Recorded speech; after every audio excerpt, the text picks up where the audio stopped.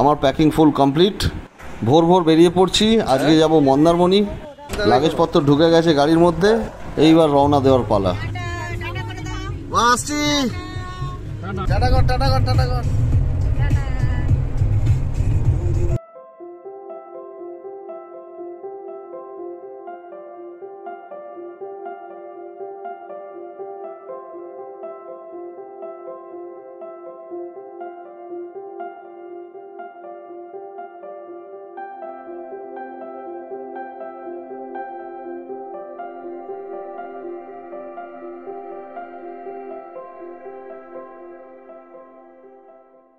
আমাদের রাস্তার first toll চলে এসছে, ধুলাগড় টোল প্লাজা।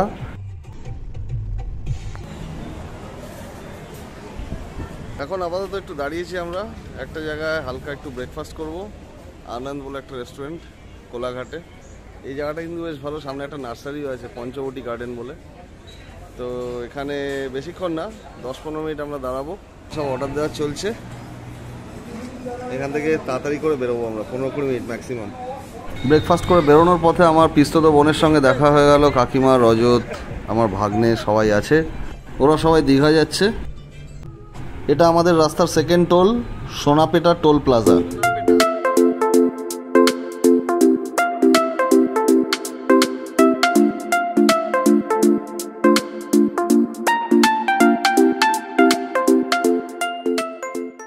এই জায়গাটা একটু ডাব খেতে নেমেছি আমরা।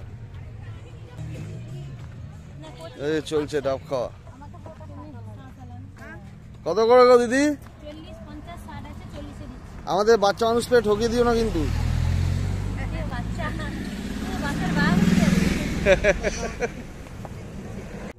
গলা ভিজিয়ে আবার বেরিয়ে পড়েছি আমরা।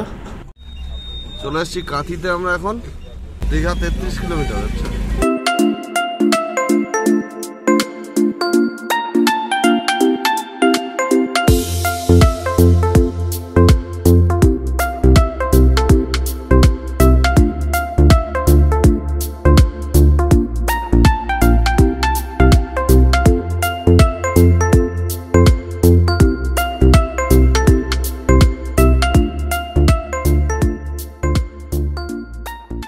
আমরা চলে এসেছি, এই হচ্ছে আমাদের রিসর্ট, ক্যান্ডেলউড পার্ক বিচ রিসর্ট। আসো, এই হলো পার্কিং। পার্কিংটা কিন্তু বেশ বড়। আমাদের গাড়িটা দেখুন, সারাদিনের ক্লান্তির পর বেশ হাত পা ছড়িয়ে রেস্ট নিচ্ছে এখানে।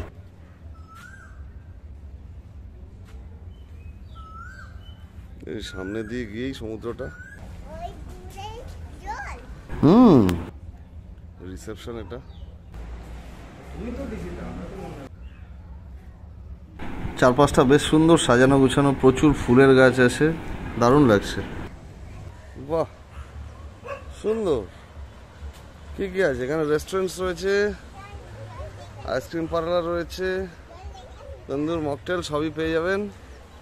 এই জায়গাটা কিন্তু দারুণ। দুদিকে খড়ের ছাউনি দিয়ে বসার জায়গা, চেয়ার টেবিল পাতা রয়েছে, আর সামনে এই নিচে সিঁড়ি আছে একটা, এখান দিয়ে বিচে নামার রাস্তা। এখানে কিছুক্ষণ বসে গা এলিয়ে সমুদ্রের হাওয়া খেতে কিন্তু বেশ ভালো লাগছে। অনেকক্ষণ গাড়িতে আসার পর এখানে ঢুকে মোটামুটি 10-15 মিনিট বসে আছি। এখনও সবাই আসেনি, ওরা সব রুমে গেছে ফ্রেশ হতে। ওরা এলে তারপর বিচে আমরা নামবো। এখানে কিন্তু বেশ সুন্দর পার্ক মতন করা আছে, একটা বাচ্চাদের একটা ছোট্ট শাওয়ার রুম আছে। বিচ থেকে এসে বালি ঝেড়ে যাতে লোকজন ঘরে যেতে পারে, সেই জন্য একটু পার্কের দিকটায় যাই। বাহ, সুন্দর। এই যে বাচ্চাদের পার্কটা, বসার ব্যবস্থা খুব ভালো। মিঠু, তুই কিন্তু বসিস না ভাই, বাচ্চাদের এটা খালি। আরে অনেক এক্সট্রা পয়সা খরচা হয়ে যাবে ভাই, বসিস না, বসিস না, ছিঁড়ে পড়লে মুশকিল ভাই। মালিকের সাথে বুঝিয়ে নেব। যাই হোক, এইদিকে সুন্দর কটেজ মতন রয়েছে, বসে আড্ডা আড্ডা মারতে পারবে, স্ন্যাক্স খেতে পারবে। ভালো বেশ জায়গাটা, বেশ সাজানো গোছানো, সুন্দর।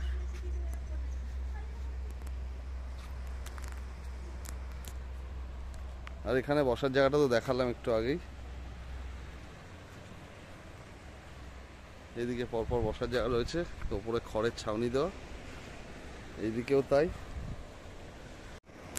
যাই হোক, আমরা বিচে নেমে পড়েছি আপাতত, সবাই এখনো আসেনি, আসছে আস্তে আস্তে। দারুণ লাগছে কিন্তু।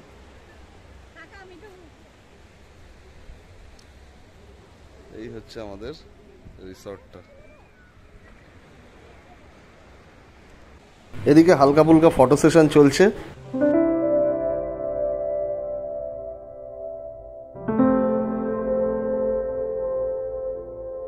দারুণ বিচটা, আর ওয়েদারটা খুব সুন্দর, কারণ একেবারে বিশাল চড়া রোদ নেই, আবার একেবারে যে মেঘলা তাও না, মাঝামাঝি একটা ওয়েদার, অসাধারণ ওয়েদার। আর মন্দারমণির বিউটিটা এটাই, এত বড় একটা সি বিচ, আর পুরোটাই মোটামুটি ফাঁকা ফাঁকা বললেই চলে, ভিড় নেই। দীঘাতে গিয়ে লোকজন যেরকম বলে যে মানে ঢেউয়ের থেকে মানুষের মাথা বেশি দেখা যায়, মন্দারমণিতে কিন্তু সেটা একেবারেই না। ফলে এই দিকটা কিন্তু মন্দারমণি এলে দারুণ লাগবে।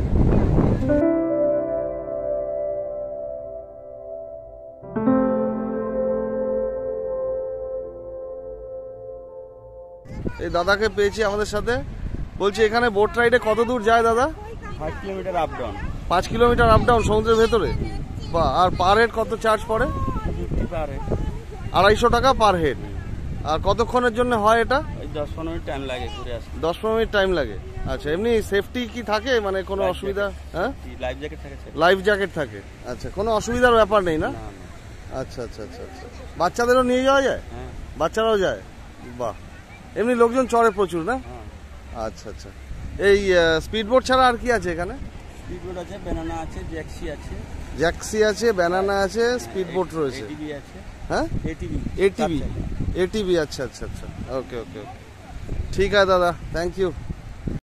যাই হোক, এদিকে তিন্নিও নেমে পড়েছে, আর বেশ কিছু ঝিনুক কুড়িয়েছে ও। আমরা কিন্তু দারুণ এনজয় করছি সমুদ্রে, এই মন্দারমণির বিচে। দারুণ লাগছে চান করতে, আর শুধু আমরা না, প্রত্যেকে এখানে যারা আছে নিজেদের পার্সোনাল স্পেসের মধ্যে থেকে এনজয় করছে। জলের মধ্যে দাপাদাপি, দৌড়াদৌড়ি সবই চলছে, দারুণ মজা হচ্ছে, কিন্তু অনেকদিন পর এই মজাটা পাচ্ছি আমরা। একসঙ্গে সবাই মিলে বেশ কিছু ভালো মোমেন্টের সাক্ষী হয়ে থাকলাম আমরা সবাই মন্দারমণিতে। কেউ আর জল থেকে উঠতেই চাইছে না। এবার আস্তে আস্তে এখান থেকে গোটানোর পালা। ভালোই খিদে পেয়ে গেছে, সবাইকে নিয়ে আস্তে আস্তে সমুদ্র থেকে উঠবো এবার। এই রিসর্টটা কিন্তু সত্যি দারুণ। এই রিসর্টটা নিয়ে সম্পূর্ণ আলাদা একটা ভিডিও আসছে এর পরের ব্লগটায়। তো যাই হোক, দুপুরে খাওয়া দাওয়ার পর আমরা একটু হালকা রেস্ট নিয়েছি। রেস্ট নিয়ে সন্ধেবেলা বিচের ধারে বসেছিলাম কিছুক্ষণ, সেখানেও ভালো সময় কাটিয়েছি। তো যাই হোক, একেবারে চলে এসেছি আমাদের ডিনারের টেবিলে। এখান থেকে ডিনার কমপ্লিট করে একটুখানি সমুদ্রের ধারে বসবো, এটাই প্ল্যান।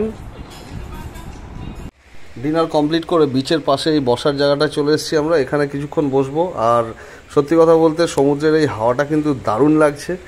এই রিসর্টের পুলটা খুব সুন্দর, ইচ্ছা আছে কালকে সকালে পুলে নামার।